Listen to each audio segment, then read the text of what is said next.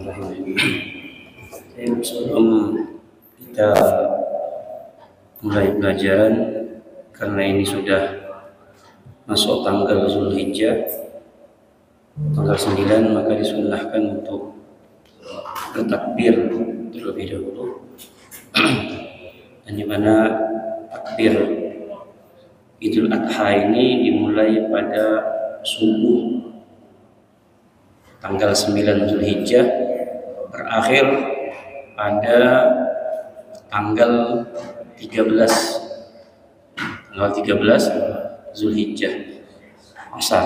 Jadi ini sudah disunnahkan di setiap sholat, setiap habis sholat disunnahkan setelah selesai salam, tertibnya setelah selesai salam yaitu memandangkan takbir, kemudian nanti baru dilanjut dengan zikir. Dan ini sudah masuk tanggal 9 Zulhijjah. Kita takbir dulu untuk mendapatkan kesunahan. Dan ini takbir namanya takbir muqayyad. Ya, muqayyad. Jadi takbir ini berbeda dengan takbir Idul Fitri. Kalau Idul Fitri itu tanggal malam 1 Syawal dan berakhir pada setelah selesai khutbah. Setelah selesai sholat sudah tidak boleh lagi bertakbir. Tapi ini Idul Adha, setiap sholat disunnahkan untuk bertakbir. Jadi tanggal 9, tanggal 10, 11, 12, 13. Tanggal 13 baru berakhir dia takbir. Kita takbir bersama-sama. Allahu Akbar, Allahu Akbar, Allahu Akbar. La ilaha illallah, wallahu akbar, Allahu akbar, walillahil hamd, Allahu akbar, Allahu akbar, Allahu akbar. La ilaha illallah, wallahu akbar, Allahu akbar, walillahil hamd, Allahu akbar, Allahu akbar, Allahu akbar. La ilaha illallah, wallahu akbar, Allahu akbar, walillahil hamd, Allahu akbar kabira, walhamdulillahi katsira, wa subhanallahi bukratan wa asila. La ilaha illallah wa la na'budu illa iyyah mukhlisina lahud din walau karihal kafirun. La ilaha illallah wahdah sadaqa wa'dah wa nasara 'abdah wa hazamal ahzaba wahdah. La ilaha illallah, wallahu akbar, Allahu akbar, walillahil hamd.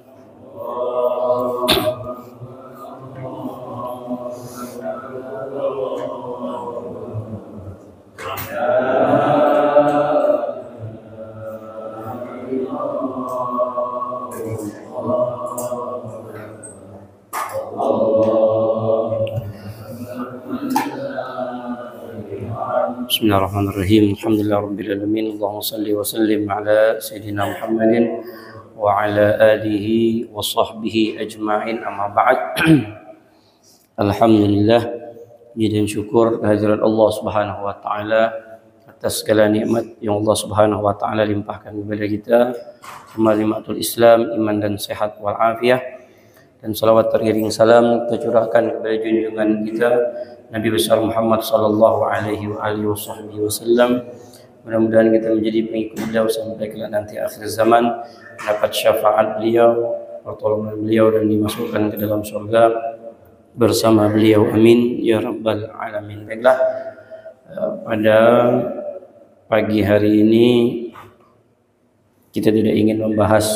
Saya buka tanya jawab saja secara keseluruhan. Sebelumnya Nabi SAW beliau mengatakan, yaitu dalam sebuah hadis yang diriwayatkan oleh Imam Muslim, Nabi SAW bersabda, "Siyamu yawma Arafata ahtasibu 'ala Allah an yukaffira sanata allati qablah wa sanata allati ba'dah." Nabi SAW beliau mendoakan orang-orang yang berpuasa di hari Arafah. Nabi mengatakan, "Ahtasibu 'ala Allah." Aku berharap orang-orang yang berpuasa di hari Arafah, Allah akan hapuskan dosa-dosanya 1 tahun yang lalu dan 1 tahun yang akan datang. Jadi ini suatu keistimewaan yang Allah Subhanahu wa taala berikan kepada umat Nabi Muhammad sallallahu alaihi wasallam. Apabila dia mempunyai kemampuan, dia mempunyai kesehatan yang kuat, hendaklah dia berpuasa. Ini dari hadis Nabi sallallahu alaihi wasallam, dan itu Nabi sallallahu alaihi wasallam sendiri yang mendoakan. Nah, bahwasanya puasa Arafah ini sudah ditetapkan, dianjurkan itu pada tanggal 2 Hijriah. Makanya tidak ada kaitan wukuf dan puasa Arafah. Tidak ada. Makanya banyak di medsos saat ini bingung. Orang udah wukuf selesai. Hari ini jamaah haji lebaran. Lalu kita mau puasa Arafah. Lalu orang yang puasa Arafah disalah-salahkan, kemudian dibingung-bingungkan. Masa ente puasa katanya? Sedangkan orang yang di sana sudah lebaran. Di sana sudah selesai wukuf, ente mau Arafah. Bapak Ibu, puasa Arafah itu dianjurkan itu tanggal tahun 2 Hijriah. Haji itu tahun 9 Hijriah. Jadi tahun 2 Hijriah Nabi itu puasa Arafah terus. Wukuf baru ada. Paham gue? Jadi tidak ada kaitan puasa Arafah dan wukuf. Jadi jangan dikait-kaitkan. Nah, inilah pemahaman yang salah mengaitkan puasa Arafah dengan wukuf. Tidak ada kaitannya dengan wukuf. Wukuf itu ritual haji. Ya, itu bahwasanya tahun 9 Hijriah ya, Nabi SAW diperintahkan oleh Allah, diwajibkanlah ibadah haji, baru ada wukuf. Sedangkan puasa Arafah tahun 2 Hijriah itu sudah diperintahkan. Jadi tahun 2, tahun 3, tahun 4, 5, 6 Nabi puasa Arafah terus tanpa ada wukuf. Makanya bahasanya Nabi itu man shoma yauma Arafah, siyamu yauma Arafata. Bahasanya Nabi itu barang siapa yang berpuasa di hari, bukan di wukuf, di hari Arafah. Harinya kita berbeda dengan harinya Saudi Arabia. Saat ini kita sholat subuh, di Saudi Arabia belum subuh. Buka YouTube, live streaming. Sekarang jam berapa? Pak Tony yang tahu tuh. Yang bagian umroh. Coba buka live streaming. Jam berapa sekarang? Saudi Arabia. Beda 4 jam. Saat ini jam 5. Berarti Saudi Arabia masih jam 1. Makanya logikanya, biasanya akal-akalan nih, kadang orang bilang saya suka sholat di Mekah. Jadi misalkan gini, ini sembahyang zuhur nih. Lalu kita tanya kawan, ente udah sembahyang belum? Udah, kata dia. Bayang di mana kau? Aku sembahyang di Mekah, kata dia. Ente gila ke apa bilang dia. Hari ini nih kita sembahyang zuhur. Ente sembahyang zuhur di Mekah. Iya. Di Mekah itu jam berapa sekarang? Sembahyang zuhur kita jam 12, berarti di Mekah baru jam 8. Mana ada jam 8 sembahyang zuhur? Itu kan gila namanya. Nah, kan gitu. Nah, jadi ini perbedaan matlak. Matlak itu tempat terbitnya, Bu. Berbeda. Ya, jadi tidak bisa kita mengikuti Saudi Arabia sekarang kita wajib. Tidak bisa. Tidak boleh, Pak. Kita punya melihat bulannya sendiri. Kita punya timnya. Negara kita boleh memutuskan. Bab ini independen, merdeka. Boleh siapa saja memutuskan. Per negara boleh. Lain ceritanya kalau dengan bertetangga. Itu boleh. Saudi, tetangganya Yaman. Satu daratan. Boleh. Sebagaimana tempat saya belajar. Tetap mengikuti Saudi Arabia karena bertetangga. Dekat. Itu boleh, mau tidak memutuskan. Ikut jaklah sebelah. Boleh. Jangankan Saudi Arabia. Yang tetangganya. Kita tetangga sama Malaysia. Malaysia aja tidak mau ikut kita. Brunei. Tidak mau mengikut Indonesia. Padahal satu daratan sama Pontianak. Sama Kalbar. Kan daratan, satu daratan sama kita. Dekat lagi. Berbeda. Nah, maka berbedanya tempat, berbeda matlak. Jadi jangan pernah katakan ini momentumnya wukuf. Tidak ada. Momentumnya bukan wukuf. Ini perintahnya adalah hari Arafah. Dan Arafah itu dipastikan jatuhnya tanggal 9 Zulhijjah. Selesai. 9 Zulhijjah tergantung daripada negaranya masing-masing yang menetapkan. Selesai. Ustaz, tapi kita kan berbeda Indonesia. Ada yang hari ini Lebaran. Saudara kita Muhammadiyah, itu bukan momentum mereka. Dia menggunakan hisabiah. Hisab itu berbeda. Ya, jadi itu ada ilmunya masing-masing. Itu tidak boleh disalahkan. Tidak bisa disalahkan. Yang tidak bisa kita sesuaikan itu dengan dalil momentum wukuf. Tidak ada. Jadi Mekah wukuf, kita harus wukuf di sini. Mekah Arafah, sana kita harus jam Arafah. Orang di sana aja tidak puasa kok, orang haji. Siapa yang di sini sudah haji?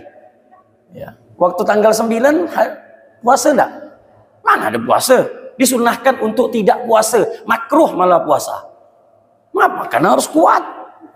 Kan begitu. Nah, jadi janganlah mengambil suatu keputusan di mana terkadang tidak sesuai dengan ahkam, hukum-hukum yang sudah ditetapkan, apalagi sampai menyalahkan. Kita tidak ingin menyalahkan. Bab ini bukanlah bab satu menyalahkan, intinya bahwasanya matlak itu berbeda-beda. Negara kita sudah ada yang memutuskannya, yaitu pemerintah. Sudah selesai. Tidak usah bingung-bingung. Tidak usah bingung. Kalaupunlah salah, nanti salahnya pemerintah. Kalau pemerintah itu berbohong, maka pemerintah yang salah. Tidak usah bingung. Pemerintah sudah ada timnya, sudah ada alatnya, dan nas Quran lagi. Ya. Atiullah wa atiur Rasul wa ulil amri minkum. Taatlah engkau kepada Allah, kepada Rasul dan pemerintah. Dan dalam bab ini tidak ada ceritanya politik apalah bentuknya, tidak ada. Ini murni untuk ibadah. Kalaulah mereka yang mempolitisasi, itu haknya mereka bertanggung jawab di hadapan Allah Subhanahu wa ta'ala. Udah aman. Makanya para guru-guru kita kalau dalam bab menentukan bulan, mereka tidak akan pernah mau memutuskan. Tidak ada. Mereka akan mengatakan ikuti saja apa kata pemerintah. Dalam bab ini MUI-nya sudah ada, MUI pusatnya, kemudian Depaknya juga sudah ada, dan itu bukan sembarangan orang yang ditempatkan di sana dengan ilmu falak yang canggih, dengan alat yang canggih, dan dengan biaya yang besar untuk melihat bulan. Bukan biaya yang kecil itu, Pak. Bukan biaya yang kecil. Itu biayanya besar. 34 provinsi untuk melihat bulan. Jadi saya kira ini adalah suatu keputusan pemerintah. Bahkan Syekh Ali Jum'ah, mufti Mesir sekalipun, beliau mengatakan dalam bab ini lebih baik selayaknya masyarakat tidak berselisih dengan pemerintah. Itu fatwanya Syekh Ali Jum'ah, Mufti Mesir. Sekarang masih hidup beliau. Beliau mengatakan dalam bab ini saya tidak mau berselisih dengan pemerintah. Ini sudah cukup mengikuti pemerintah. Nah, saat ini yang berpuasa Arafah, alhamdulillah, mungkin belum kalau belum ada lupa niat tidak jadi masalah, karena ini puasa sunnah, batas niatnya itu sampai nanti zuhur. Jadi sekarang pun boleh niat. Kalau memang lupa berniat itu tidak jadi masalah. Intinya orang-orang yang berpuasa di hari Arafah, ahtasibu 'ala Allah an yukaffira sanatal lati qablah. Aku berharap Allah Subhanahu wa taala mengampunkan dosa-dosanya, dosa-dosa yang lalu dan dosa-dosa yang akan datang. Dan itu perlu dicatat juga, dosa-dosa kecil, bukan dosa besar.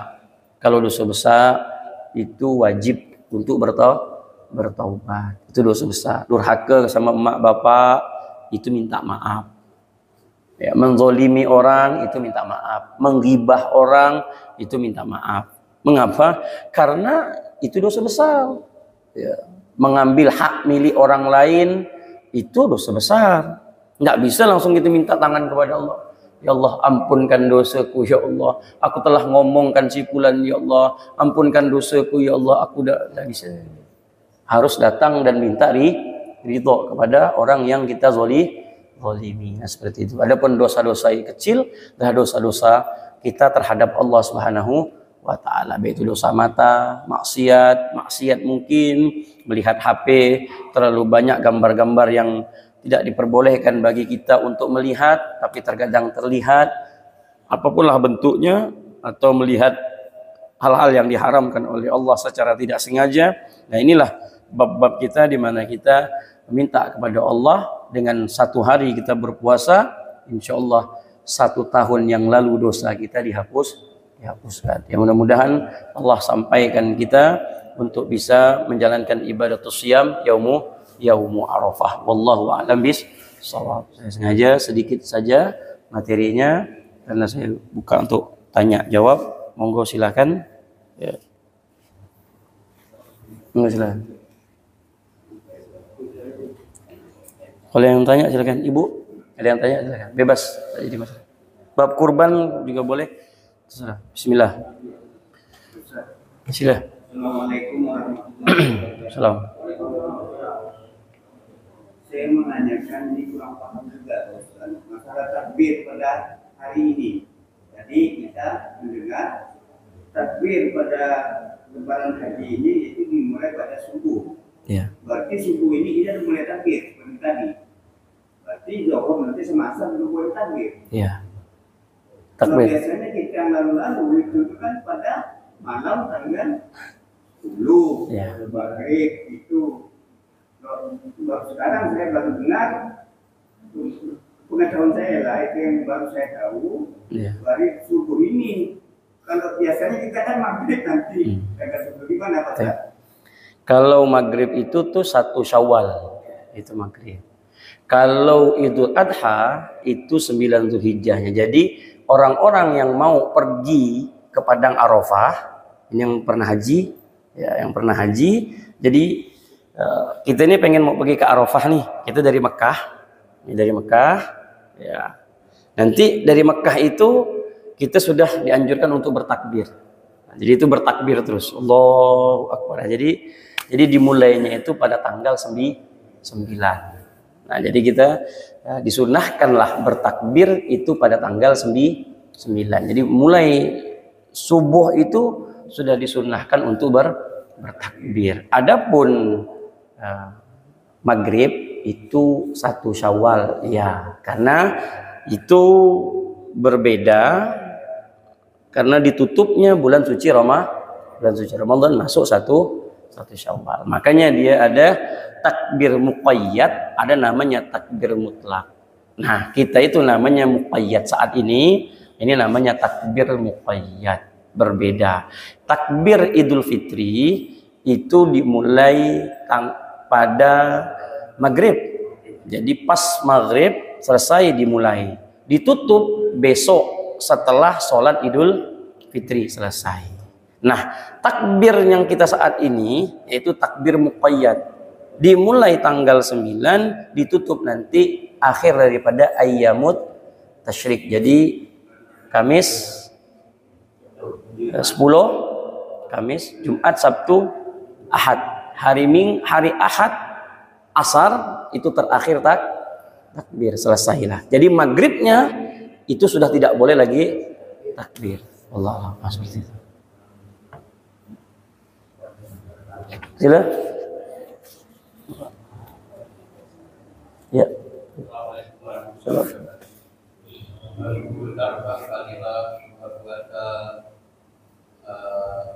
Apa yang katakan tadi nilai ada gitu dengan bahwa barang siapa yang memberi makan orang yang berbuka puasa sama pahalanya dengan yang berpuasa. Nah di sini kalau bagi ibu-ibu yang sedang berhalangan dengan berpuasa, apakah nilai pahala yang sama? Iya. Nabi SAW bersabda, "Man fattara sha'iman kana mislu ajri fa'ilihi." Barang siapa yang memberi makan, berbuka kepada orang yang berpuasa, maka baginya sama pahalanya dengan orang yang berpuasa. Dan itu amaliyah yang paling afdol, yaitu memberikan makan orang puasa. Jadi kalau Bapak Ibu lihat di Mekah atau di Madinah, itu kalau Ramadan itu orang berebut biar makanannya dimakan untuk orang yang berbuka. Mengapa?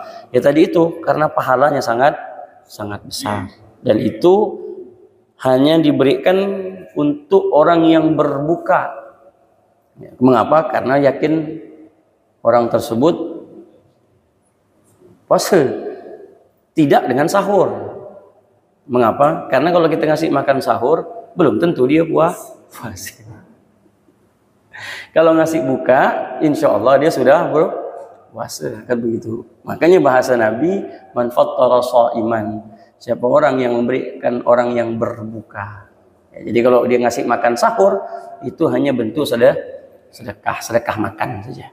Sedekah makan. Allah. Jadi kalau ada ibu-ibu yang menyiapkan atau yang memberikan makan buka orang yang berpuasa, sama pahalanya untuk dia dapati seperti orang yang berpuasa tanpa mengurangi pahala orang yang berpuasa. Kalau mengurangi, tak mau dia. Cuma ngasih ST ya, lalu pahala aku habis, hendak aku kata minumnya, kata kan begitu. Kecuali kalau dia ngasih nasi biryani entah apa, mungkin masalah dipertimbangkan. Kalau cuma ngasih ST ya, lalu pahala kita habis, sedang-sedang enggak gitu. Begitu.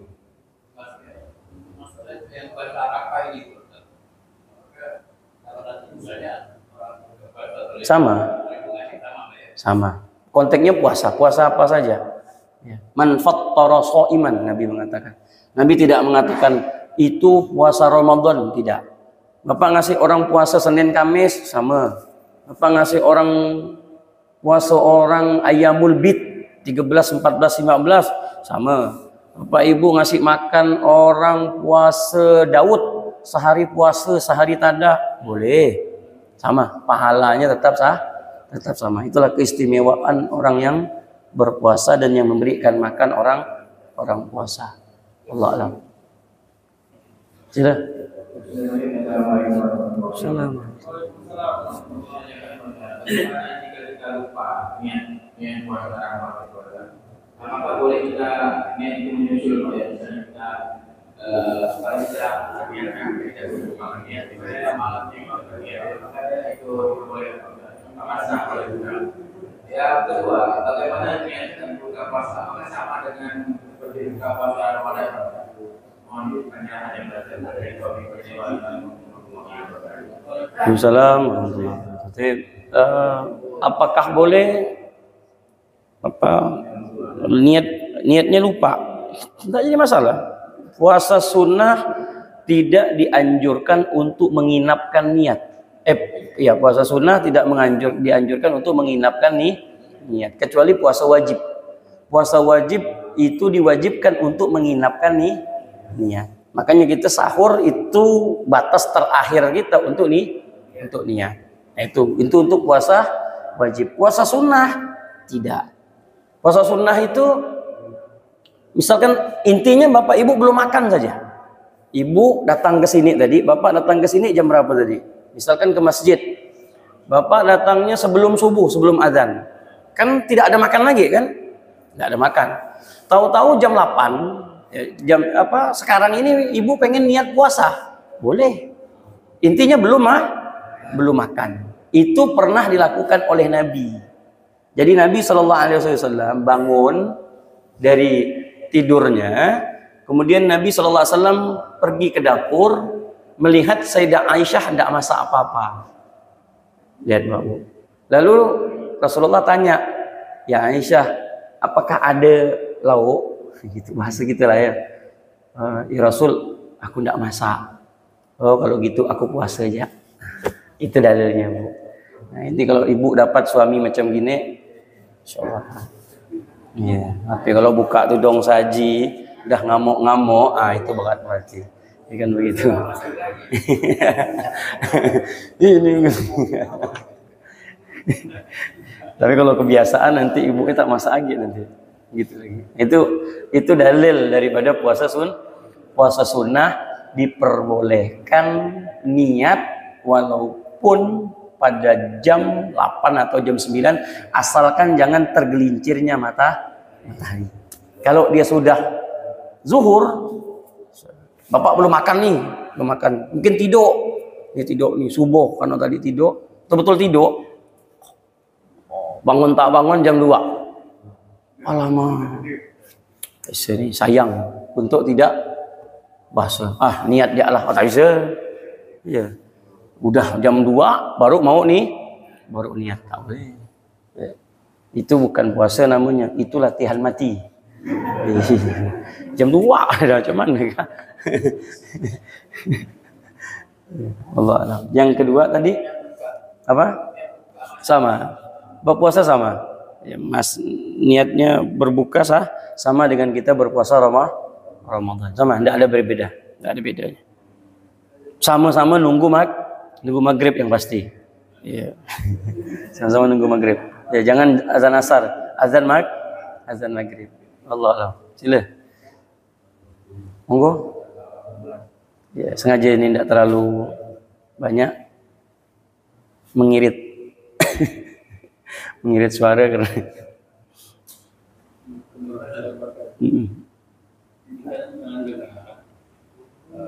yang puasanya itu Makkah. Jadi anggaplah hari ini Lebaran.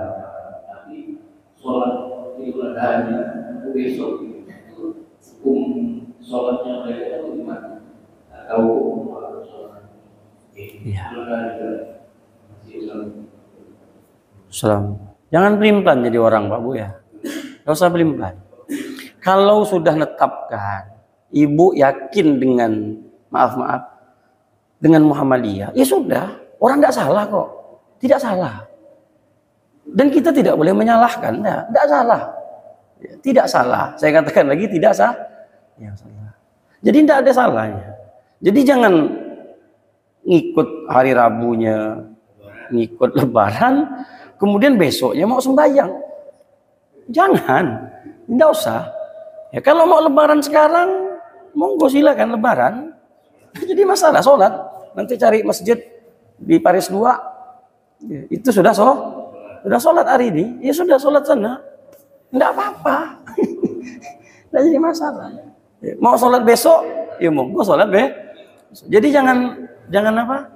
Jangan kebingungan, jangan campur aduk dan juga takut disalahkan. Biasakan berprinsip dengan ilmu, bukan ikut-ikutan. Maka saya sering katakan di sini, kita ini belajar, Pak. Ya, kita ini belajar ilmu, kita ini belajar fikih. Maka saya sering katakan di tempat ini, jangan suka ikut-ikutan orang dan jangan katanya. Saya paling tidak suka dengan katanya. Tak suka. Kata orang tua kita dulu, Iya betul, saya tahu orang tua kita dulu. Tapi siapa? Kan begitu. Katanya, nya siapa? Nah, kan bingung. Bapak nanti saya bilang katanya. Nya siapa? Kalau nya itu masuk neraka, saya masuk neraka lah. Kan begitu. Itu kan bahasa warung kopi sebenarnya. Kalau kata dia benar, benarlah dia. Kalau kata salah dia, salah agak saya. Kata, keparetlah saya. Jadi kalau menentukan sesuatu, Bapak Ibu jangan bingung. Nggak usah. Yang hari Rabu, udah. Sholat jak hari Rabu, potong hewan hari Rabu. Enggak salah. Ini namanya ijtihadiyah. Masuk ada namanya bab usul fikih, namanya babul ijtihad, mujtahid. Di situ ijtihad itu adalah para ulama, bukan kita yang berijtihad. Itu para ulama. Mereka yang berijtihad itu tidak ada salahnya di mata Allah. Makanya bahasa hadisnya, kalau yang berijtihad itu benar, maka pahalanya 2. Kalau salah itu pahalanya 1. Tidak ada yang salah. Siapa yang benar? Hari Rabu atau hari Kamis? Nanti di hadapan Allah. Sudah selesai. Tapi kita melakukan dengan keyakinan, dengan ilmu, dan siapa yang kita ikuti. Bukan taklid buta. Tidak usah taklid buta, tidak usah. Jangan taklid buta. Berdasarkan ilmu, Pak. Jangan berdasarkan katanya. Tidak usah. Berdasarkan ilmu. Dan ilmu itu ada pertanggungjawabannya. Saya ngomong, saya berani bertanggung jawab. Mengapa? Karena saya buka kitabnya. Ya, jadi bukan ngarang-ngarang. Yang sakit itu ngarang-ngarang. Itu sakit. Katanya, yang saya dengar sih, yang saya dengar. Kalau itu agak-agak haw-haw dengarnya, salah gak saya nanti ngikut ya? Kan begitu. Ada yang belajar sampai ngantuk-ngantuk gini, Pak. Nah, pas Ustadz menjelaskan bab halal haram, baliklah dia. Ustadz itu tuh tak jelas kata dia. Jadi apa hukumnya tuh? Itulah kata dia. Haram pula kata dia. Padahal Ustadz bilang tak ada haram. Kenapa? Karena dengarnya tadi agak sama-sama. Mungkin karena ngantuk, karena apa tuh. Gagal, Pak. Nah, seperti itu.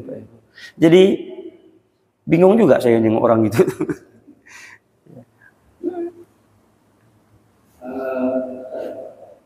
Apakah ada yang mengatakan bahwa sholat Idul Adha itu boleh juga? Ada yang boleh? Tidak boleh. Hukum sholat Idul Adha itu kalau termasuk sholat. Iya, dia kan meyakini 10 Zulhijjah itu tanggal berapa.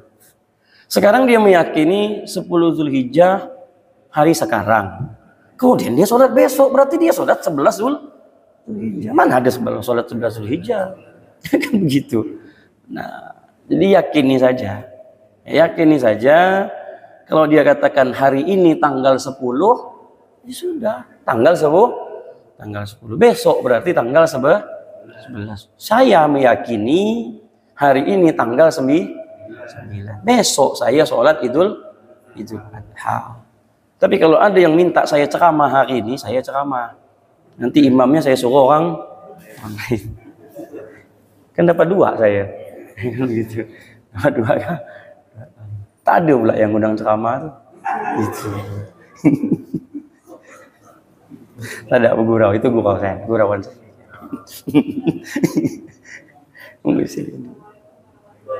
Selamat.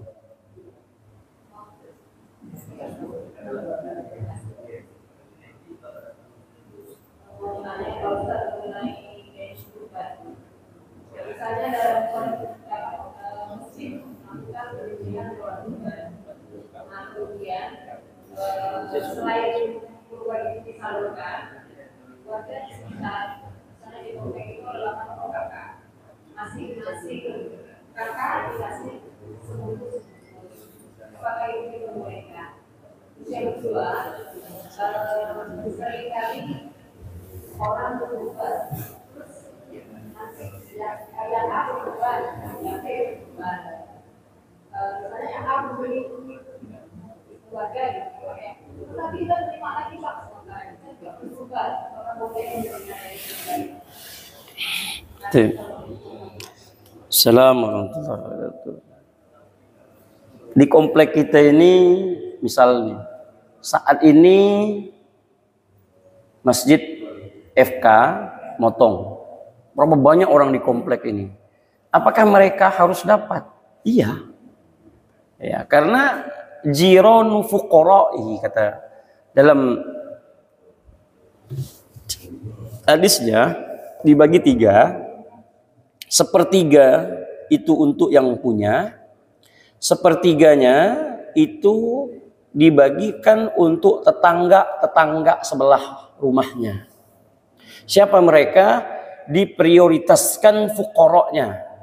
Tapi kalau ingin memberi yang kayanya pun tidak jadi masalah. Karena daging kurban bukan seperti pembagian zakat. Bukan harus dicari orang yang miskin, tidak. Orang kaya pun boleh. Orang kaya pun boleh menerima. Tidak jadi masalah. Nah, sepertiganya lagi itu dibagikan kepada orang-orang yang meminta.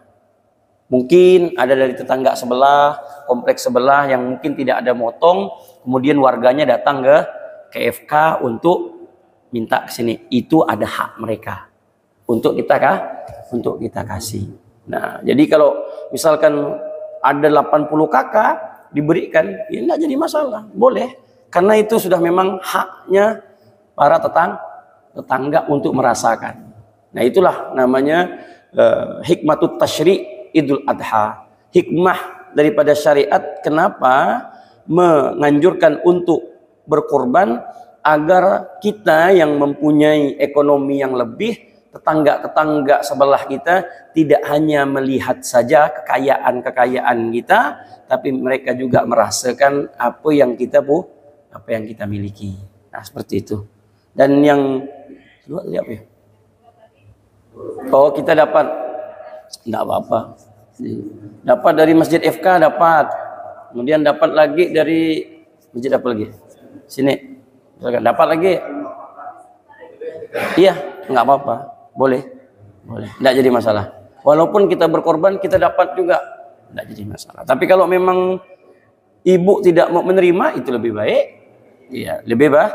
Bilang saja, saya bukan tidak mau menerima, tapi mungkin coba cari dulu orang yang lain untuk berhak. Ada orang yang 1 bulan belum tentu makan daging. Ya, kita hari-hari ketemu daging terus, masa mau diambil juga? Kan tidak etis juga, enggak saya. Tapi kalau mau diambil, ahlan masalah, tak jadi masalah. Wallah. Sila. Bebas hari ini, bebas nanya. Ya, monggo.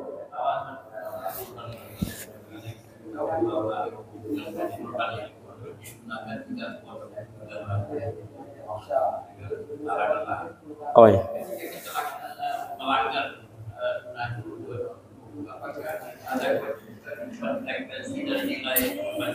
Iya. Itu riwayat hadis Ummi Salamah.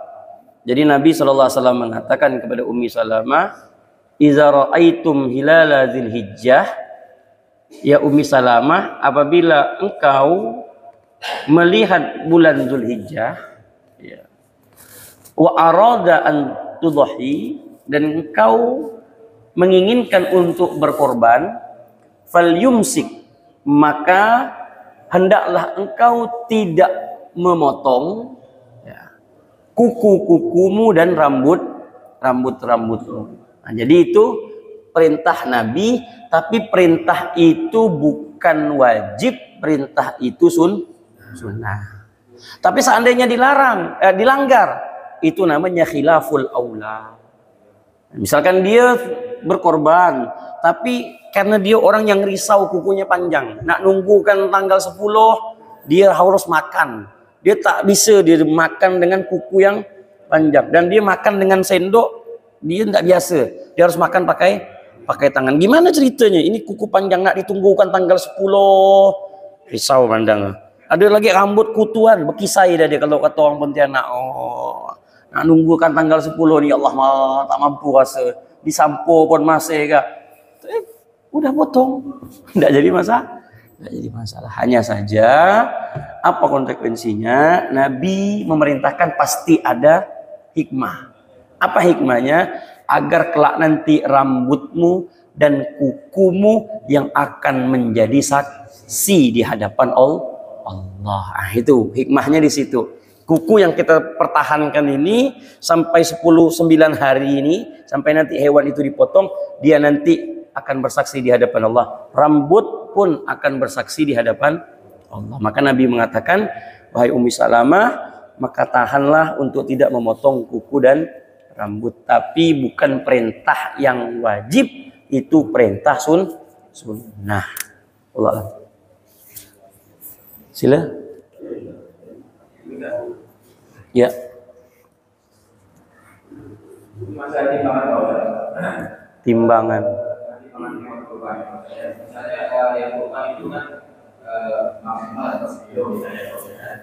Tapi begitu selesai timbangan, untuk bagian yang akan dibagi banyak, tiba-tiba ada dari panitia ada pengurangan jadi setengah kilo. Apa itu boleh kan? Mengurangi timbangan. Ini bukan jualan gitu Pak ya. Nah, ini bukan jualan. Bapak sebagai panitia, Bapak sudah sensus, Bapak sudah tahu berapa orang yang bakal dikasih. Itu haknya Bapak, itu hak panitia.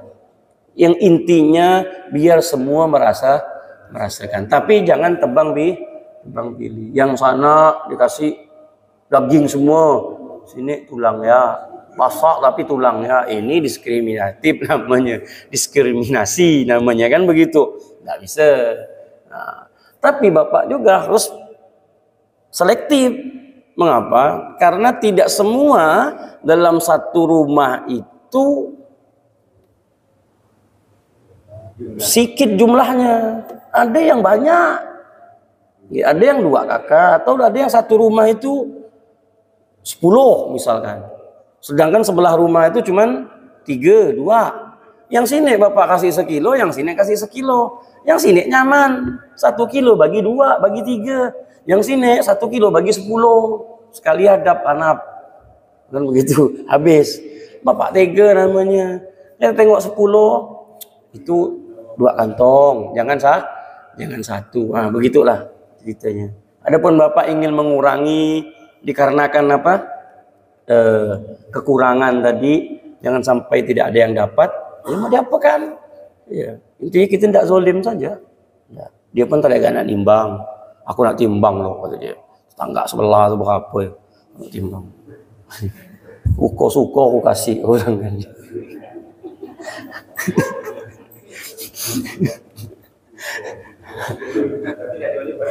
Iya, tapi jangan zolim. Ya, misalkan ini ini daging ini tinggal berapa? Tinggal 20 kilo nih. Sedangkan yang datang ini 30 orang. Ini pandai-pandai Bapak lah. Ya, masa mau dikasih sekilo? Kalau dikasih kilo-kilo macam mana yang 10-nya gini? Mau diapakan? Tarik lah sana. On, 2 on, tarik aja. Begitu. Khair insyaallah. Yang penting jangan sengaja. Ya, gitu. Allah lah. Enggak apa-apa.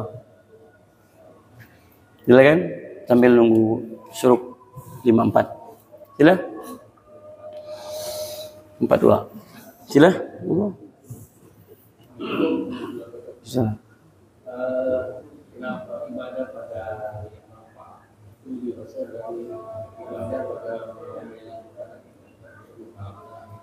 Ya. Iya. Arafah itu fadilah yang paling afdal. Besar betul pahala. Bahkan Nabi SAW pernah mengatakan begini. Dosa yang paling besar adalah ketika dia wukuf di padang Arafah, dia menyangka dosanya tidak diampunkan. Itu dosa paling besar. Ketika dia mengatakan, ya Allah kau tak akan pernah mengampunkan dosaku, itu paling besar. Karena ketika orang itu wukuf di Arafah, dosanya pasti diampunkan. Kecuali tadi dosa-dosa yang berhubungan dengan makhluk, itu beda. Makhluk itu beda. Hablum minan nas itu paling berat. Ini saya berbicara tentang hablum minallah. Hablum minallah, misal dia pernah berbuat zina, dia pernah minum minuman keras, kemudian dia pernah apa lagi? Kemudian dia diwukuf di padang Arafah, dia wukuf. Setelah dia wukuf, dia bertobat kepada Allah, dia meminta ampun, Allah ampunkan. Karena apabila dia menyangka Allah tidak mengampunkan dosanya, disitulah dosa paling besar yang dia dapati. Ketika dia menyangka dosa itu tidak diampunkan. Itu fadilah daripada Arafah. Dan Nabi SAW mengatakan, Al-Hajju Arafah. Haji itu puncaknya adalah padang Arafah. Lalu mana besar dengan Lailatul Qadar? Itu berbeda. Lailatul Qadar berbeda dengan ibadah wukuf Arafah. Wukuf Arafah itu Allah peruntukkan khusus bagi mereka yang haji. Lailatul Qadar itu diperuntukkan bagi mereka yang semua umat Islam bisa merasakan. Dan wukuf di padang Arafah tidak semua umat Islam bisa merasakannya, yaitu hanya orang yang mampu untuk menunaikan ibadatul hajj. Makanya puncak daripada segala haji itu ada di padang Arafah. Makanya kalau masuk di padang Arafah itu Bapak Ibu, mudah-mudahan nanti bisa sampai ke sana. Amin ya rabbal alamin. Alhamdulillah tahaddusan bin nikmah. Saya sudah ke sana dan sudah haji di sana. Itu yang kita pribadi saya merasakannya itu memang betul-betul nikmat. Bukan soal nikmat apa ya? Bagaimana kita berada dalam satu tempat di padang yang luas dan besar, semuanya dengan berbaju putih dan tidak ada kasta dan apapunlah bentuknya. Semua kita duduk dan mengangkatkan tangan kepada Allah Subhanahu wa taala, betul-betul merintih apa semuanya, ya Allah. Di situ betul-betul kenikmatan yang kita kejar. Disitulah adanya padang Arafah haji, dan itu tidak bisa didapati oleh setiap umat Islam, tidak bisa. Ya, hanya yang takdir Allah lah yang menentukan untuk bisa pergi ke padang Arafah, wukuf di Arafah. Kalau padang Arafahnya sih bisa ya, ibu bapak pergi umroh, pergi ya ke padang Arafah sana. Ya. Tapi apakah bapak ibu dikatakan wukuf? Ya, wukuf itu kan artinya kan berdiri, ya, duduk, diam. Ya. Tapi apa mungkin dikatakan wukuf? Ya tidak, karena wukuf itu harus pada tanggal 9 Zulhijjah. Nah, seperti itu. Pahalanya sama-sama besar, tapi dalam konteks yang berbeda. Jelas? Ya, Ibu, monggo. Bagaimana kita mengatakan bahwa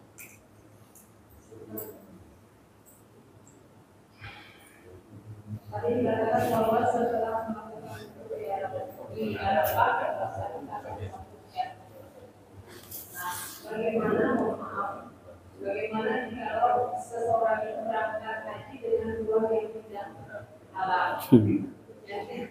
Kemudian apakah dosa-dosanya juga dilakukan setelah Segala sesuatu itu punya syarat, Pak. Punya syarat. Ibu, bapak mau masuk kerja harus punya syarat. Syarat haji itu an yakuna malahu halalan. Ayakuna maluhu halalan. Pertama, uangnya harus halal. Nabi SAW mengatakan, jika seandainya kau pergi, hartamu itu 10 dinar, kemudian 9 dinar itu halal, 1 dinar itu haram, maka lam yataqabbalallahu dzalik. Allah tak terima. Allah tak terima. Ya, dia haji dalam segi fikih syariatnya dia haji, tapi apakah Allah menerima? Tidak. Karena konteks dalam haji itu adalah malnya harus halal. Halalan thayyiban. Halal. Iya. Makanya kemarin baru tadi malam video daripada guru saya Al Habib Umar, makna daripada labbaik Allahumma labbaik. Ya, makna daripada labbaik Allahumma labbaik. Apa sih makna itu, Pak? Maknanya itu apa? Labbaika itu artinya ya Allah, aku memenuhi panggilanmu. Kan begitu? Tapi ada jawabannya, bukan labbaik, Pak, bukan. Kita mengatakan labbaik, tapi Allah menjawab la labbaika wala sa'dik. Apa kata Allah? Tak ada panggilan dirimu dan tidak ada kebahagiaan untukmu. Kita mengatakan ya Allah, aku datang memenuhi panggilanmu ya Allah. Kata Allah, aku tak manggil kau. Kau datang ke sini ya cuma datang, tapi aku tak undang kau, kata Allah. Inilah yang membuat Al-Imam Ali Zainal Abidin ketika beliau melangkahkan kakinya untuk pergi haji, ketika mengucapkan kalimat labbaik Allahumma labbaik, badannya bergetar mau pingsan. Ditanya oleh para teman-temannya, ya Imam, kenapa engkau seperti orang pucat dan mau pingsan? Dia katakan, aku takut ketika aku mengatakan labbaik Allahumma labbaik, labbaik la syarika lak labbaik. Aku takut ketika kalimat itu aku ucapkan, ternyata ucapan Allah, balasan Allah adalah la labbaika wa la sa'dik. Tak ada panggilan untukmu, tak ada kebahagiaan padamu. Itu yang aku takutkan. Nah, jadi syaratnya tadi an yakuna maluhu halalan. Tidaklah harta tersebut dari harta yang halal. Wallahu a'lam. Saya tak bisa banyak-banyak ceramah nanti saya sini. Jadi yang kedua apa tadi? Ada yang kedua? Udah, satu saja. Itu keutamaan puasa itu dapat memaafkan dosa kita sebelum juga yang akan datang. Dan ditanyakan, banyak para ulama mengatakan bahwa dosa-dosa yang dihapus itu dosa-dosa kecil saja. Apakah demikian proses bagaimana dosa yang besar? Iya, yang diampunkan oleh Allah dosa kecil, karena dosa besar itu diperintahkan oleh Allah untuk kita bertaubat, Pak. Taubatan nasuha. Makanya dosa-dosa besar itu diperintahkan oleh Allah untuk kita bertaubat betul-betul. Ya, durhaka kepada mak bapak tak bisa dengan melakukan puasa Arafah, dah habis dah dosa kita, tak bisa. Harus datang kepada orang tua dan meminta maaf. Ya, itu dosa-dosa besar. Kalau Bapak Ibu mau tahu apa itu dosa-dosa besar, mainlah ke Gramedia. Ya, sekarang sudah diterjemahkan. Ada namanya judul kitabnya, kalau saya punya itu namanya dalam bahasa Arab Al-Kabair. Namanya Al-Kabair, dosa-dosa besar. Itu pengarangnya Al-Imam Zahabi. Imam Zahabi sudah diterjemahkan. Saya pernah bulan kemarin saya ada ke Gramedia, saya lihat-lihat ternyata sudah diterjemahkan dalam bahasa Indonesia. Tebalnya segini, Pak. Nah, Bapak Ibu akan tahu apa-apa saja yang dinamakan dosa-dosa besar, karena kita kadang tak tahu. Yang kita lakukan ini kita nyangka ini dosa kecil, ternyata dosa besar. Nah, itu. Jadi banyak-banyak baca jalan dosa-dosa. Di antaranya dosa besar tadi yaitu ukukul waliden, tarikus sholah, sama, itu dosa besar. Zina itu dosa besar. Minum khamar itu dosa besar, dan itu tidak bisa dengan sekedar puasa Arafah, tidak bisa. Ya, harus dengan taubatan nasuha. Ya Allah, aku bertobat padamu ya Allah, aku tak akan mengulangi lagi. Al-azam, dia berkeyakinan ya Allah, menanamkan dalam dirinya, aku tak akan mau mengulanginya lagi ya Allah. Nah, taubat, dan Allah menerima taubatnya. Ya, selagi itu kaitannya pada Allah. Tapi kalau pada manusia, tak bisa. Punya utang, ya Allah, aku punya utang sama dia ya Allah, maafkanlah aku ya Allah, aku tidak nak bayar dia ya Allah. Mana bisa? Bos dosa tu. Minta maaf sama Allah. Punya utang minta maaf sama Allah, tak bisa. Harus minta ya Allah aku zolim sama dia ya Allah, minta maaf samamu ya Allah. Tak bisa. Bukan Allah tak mau memaafkan. Allah mampu memaafkan kita, tapi ada kewajiban kita untuk meminta maaf kepada dia. Saudara kita tadi. Wallahu a'lam. Ya itu hadisnya seperti itu. Sudah? 1 menit lagi. Siap. Puasa tarawih itu hadisnya sahih. Ya. Puasa tarwiyah itu syok dah. Terakhir. Ya. Puasa tarwiyah itu dalam mazhab Imam Syafi'i. Imam Syafi'i sunahkan puasa tarwiyah itu ihtiyatan, berhati-hati. Ya tadi inilah apabila jatuhnya tadi tanggal 9 wukufnya tanggal 8, maka ketika dia tarwiyah dia sudah dapat makna daripada wukuf di Arafah karena dia sudah berpuasa tarwiyah. Jadi hadis puasa tarwiyah itu wallahu a'lam. Saya beberapa kali cari hadisnya tak dapat. Ya tidak dapat. Hanya saja nas daripada beberapa kitab. Ya, di situ dikatakan bahwasanya nasus Syafi'i, ya, Imam Syafi'i mensunahkan untuk puasa tarwiyah. Amalan pertama, di mana Nabiullah Ibrahim alaihissalam, makna daripada tarwiyah. Intinya untuk menyempurnakan bulan 10 daripada Zulhijjah tadi. Jadi kalau dari hadisnya saya belum nemu, tapi saya tidak berani mengatakan tidak ada. Tapi saya belum nemu hadis puasa tarwiyah. Nah, makanya sebagian ulama Syafi'iyah, sebagian ulama mazhab Imam Syafi'i mensunahkan puasa tarwiyah, diantaranya salah satunya adalah ihtiyatan, berhati-hati dengan wukuf di Arafah. Seperti ini kan kita ada hati-hatinya tadi ini. Ya, 8 dan 9. Nah, sekarang kita puasa.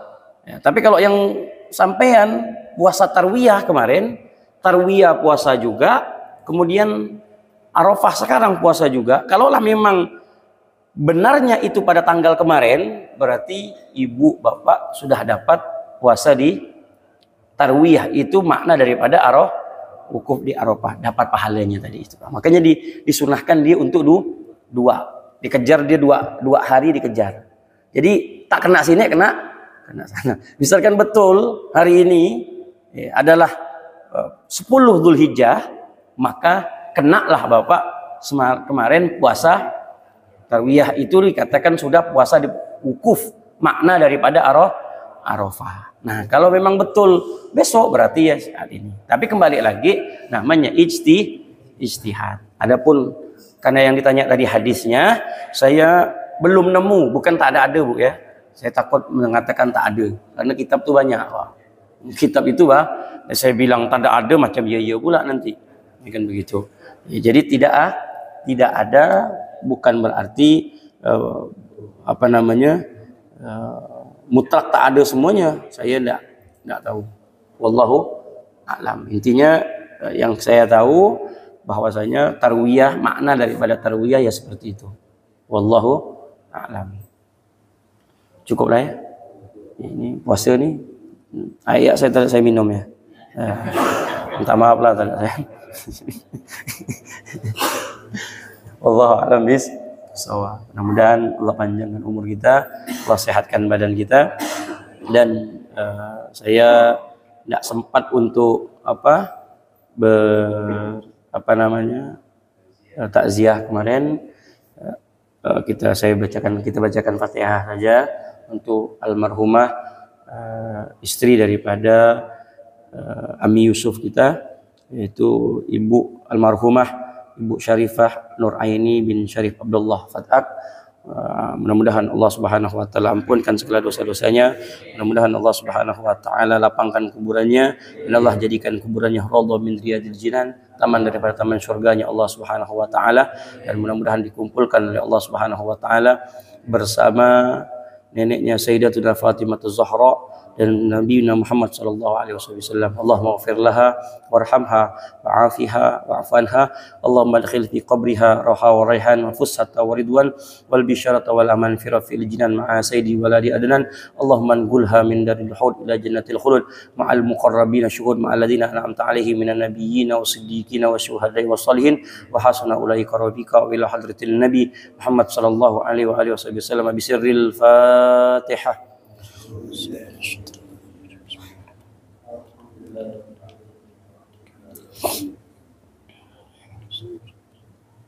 المغضوب عليهم ولا الضالين آمين سبحانك اللهم وبحمدك أشهد أن لا إله إلا أنت أستغفرك وأتوب إليك الحمد لله رب العالمين السلام عليكم ورحمة الله وبركاته.